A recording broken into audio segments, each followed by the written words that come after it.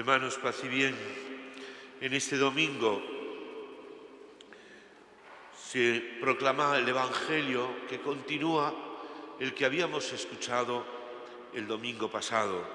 Jesús en la sinagoga de Cafarnaúm, donde había curado a un hombre poseído de un espíritu inmundo. Pues al salir de la sinagoga, como es la costumbre entre los hebreos, entre los judíos, es decir, el viernes por la tarde, pues va, dice, a casa de Simón y Andrés, junto con Santiago y Juan, que son, como recordaremos, los primerísimos discípulos del Señor. Dos hermanos, Santiago y Juan, y dos hermanos, Simón y Pedro. Es una pequeña comunidad con la que Jesús comienza su vida pública. Van a casa de Pedro. Ya sabéis que esta expresión, la casa de Simón o la casa de Pedro, como la barca de Pedro, significa la iglesia.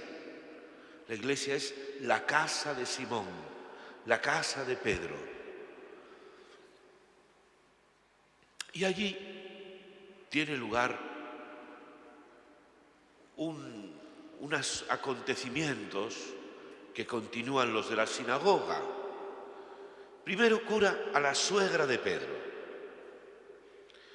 No me voy a perder ahora con lo de la suegra de Pedro, que tiene también su interés, pero si me meto por ahí me pierdo. No, vamos a ver que la suegra de Pedro está enferma, con fiebre, en la cama. Esto es importante.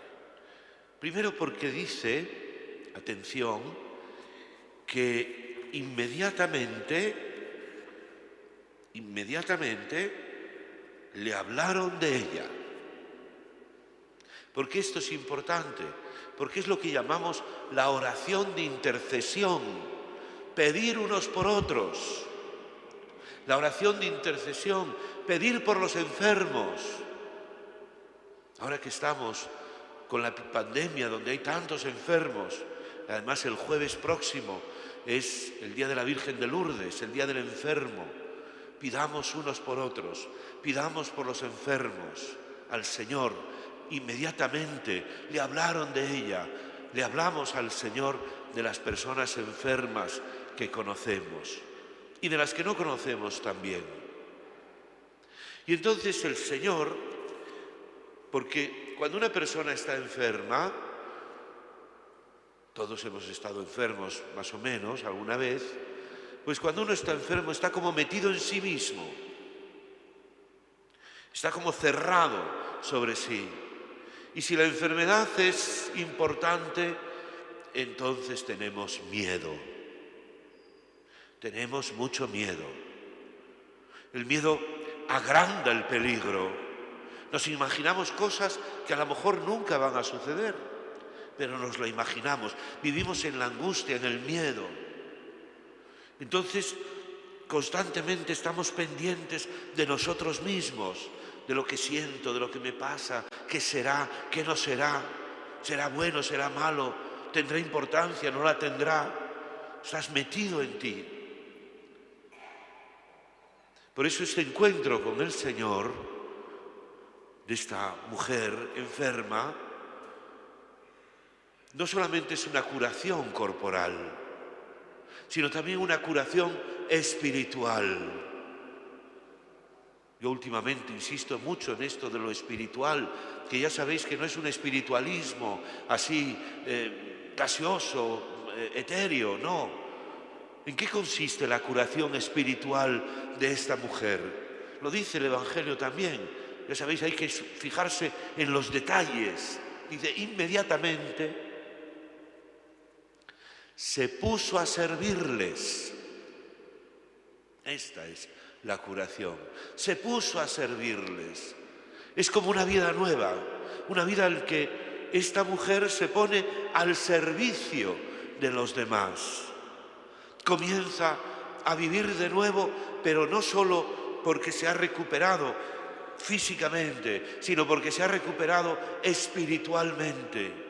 Servir a los demás. Servir es amar. Servir es reinar, decimos. Es amar con el amar de Jesús, que se acerca, que se preocupa, que cuida, que sana. Servir a los demás. Lo contrario de vivir metido en ti mismo, preocupado de lo que te pasa. Es esa sensibilidad por estar pendiente de los otros, de lo que le pasa a los otros, de lo que necesitan los otros. Eso que es propio de Jesucristo, vivir para los demás. Le llamamos proexistencia, existir para otros. Eso es amar. No vivir para ti, vivir sirviendo a los demás. Y después dice que al caer el sol, o sea, cuando terminó el Sabbat, cuando empieza el primer día de la semana, que es el domingo, que es el día de la resurrección, que es el día de la vida nueva, todos se agolpan a la puerta de la casa de Pedro, a la puerta de la iglesia. Todos quieren entrar.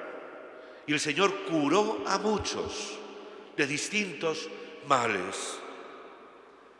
Ya sabéis, decía el Papa Francisco con aquellas expresiones que nos decía sobre todo al principio de su pontificado: la iglesia tiene que ser un hospital de campaña. Es el lugar para los pobres, para los enfermos, para los que tienen el corazón quebrantado, para que el Señor vende las heridas y sane los corazones. Lo que cantábamos en el Salmo. Este es el lugar donde caben todos, la iglesia de las puertas abiertas, donde acogemos a todos, tengan problemas físicos, problemas espirituales, problemas económicos, porque este lugar lo ha creado Dios para los enfermos y los pobres. Curó a muchos enfermos. Y el Señor tuvo un gran éxito. Todos te buscan, le decían los discípulos, porque Él se había retirado, como hacía muchas veces, a un monte, a un lugar solitario para orar. Siempre que viene esto en el Evangelio es que va a suceder algo importante. El Señor se da cuenta de que no puede Él tampoco quedarse en el éxito. Eso de qué bien estamos aquí, todos juntitos. Qué bien estamos porque nos llevamos bien, porque pensamos todos igual, más o menos, porque creemos todo lo mismo. Qué bien se está aquí, le dijeron aquellos discípulos en el monte Tabor. Todo el mundo te busca. Estaban entusiasmados estos apóstoles primeros. ¿Y qué les dijo el Señor? Vámonos a otra parte, que para esto he salido. El Señor es un hombre libre. Es un hombre libre que no se ata y que no se deja tampoco seducir por esos éxitos que se pueden tener. No, va a otra parte porque Él está llevado por el Espíritu Santo. Es un hombre libre que vive saliendo. Para esto he salido. También lo decía el Papa Francisco, la iglesia en salida, la iglesia que no está mirándose el ombligo, le llama a él autorreferencial, sino la iglesia que sale fuera de esta casa, porque el Señor vive de madrugada, está siempre buscando Él también a aquellos que no lo conocen y que no saben que tienen en Cristo la curación, la salvación. Así hemos de vivir nosotros, con esta libertad de espíritu. Vámonos a otra parte, salgamos de aquí, vivamos con la libertad donde nos lleve el Espíritu Santo. Que el Señor os bendiga y os guarde.